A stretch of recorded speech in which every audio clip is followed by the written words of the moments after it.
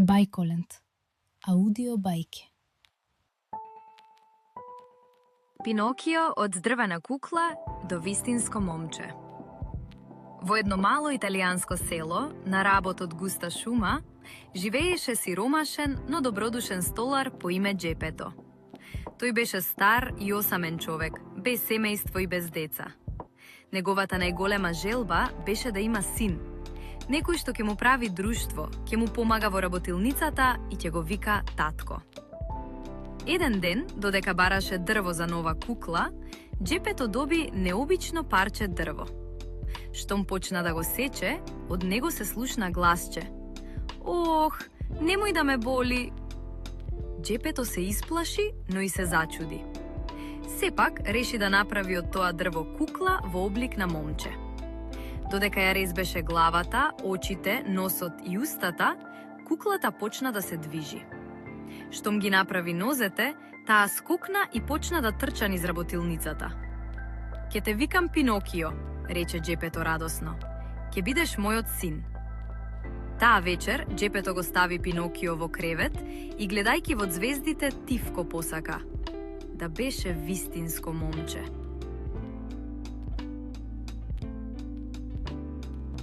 Во истата ноќ во работилницата се појави сината Самовила. Таа беше добра и мудра волшебница, која ги слушна желбите на старецот. Со блесок од нејзината волшебна прачка му даде живот на Пинокио. Ке ти подарам живот, му рече таа. Но ако сакаш да станеш вистинско момче, мораш да бидеш искрен, храбар и добар. Таа назначи и еден мал скакулец, Џимини, да му биде совест, да му шепоти што е правилно, а што не. Иако оживеан, Пинокио беше тврдоглав и љубопитен. Наместо да оди на училиште, како што му рече Џепето, тој се занесе по музиката и веселбата на патувачкиот театар со кукли. Го маѓепса светот на светлата и аплаузот. Но собственикот на театарот, строг човек по име Стромболи, го затвори Пинокио во кафес, сакајки да заработува од него.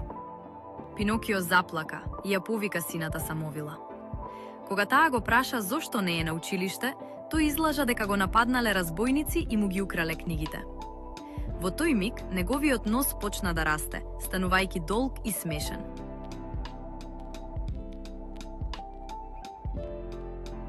Секоја лага го продолжува твојот нос, рече Самовилата нежно. Само вистината може да те ослободи. Засрамен, Пинокио ја призна вистината и носот му се врати во нормала. Самовилата го ослободи, но го предупреди да биде повнимателен. Пинокио повторно не ја послуша совеста. Заедно со новиот пријател Лампвик замина во земјата на играчките, место каде децата можеа да се играат цел ден без училиште и обврски. На почетокот беше прекрасно. Игри, сладки, забава без крај. Но наскоро се случи нешто страшно. Децата што не учеа и се однесуваа лошо, почнаа да се претвораат во магариња. И на Пинокио почнаа да му растат уши и опашка. Уплашен, конечно свати дека неодговорноста има последици. Со помош на Самовилата успеа да побегне, но научи тешка лекција. Еден ден дозна дека неговиот татко Џепето тргнал да го бара и дека бродот му потонал во морето.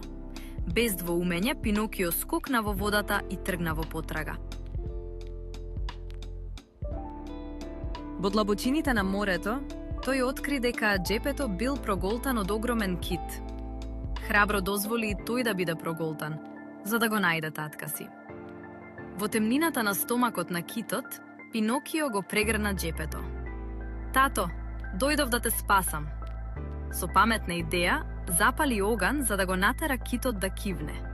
Со силно «Ачу!» китот ги isfрли надвор во морето. Пинокио го носеше исцрпениот Џепето на грбот и пливаше до брегот. Во следните денови, Пинокио вредно работеше за да му помогне на татко си. Се грижеше за него, учеше, не лажеше и ги слушаше советите на својата совест. Сината Самовила повторно се појави. Се покажа како храбар, пожртвуван и искрен, рече таа. Го заслужи најголемиот подарок. Со волшебен блесок стана вистинско момче, со топло срце и искрена насмевка. Џепето заплака од радост. Од тој ден, Пинокио повеќе не беше дрвена кукла што прави грешки без размислување.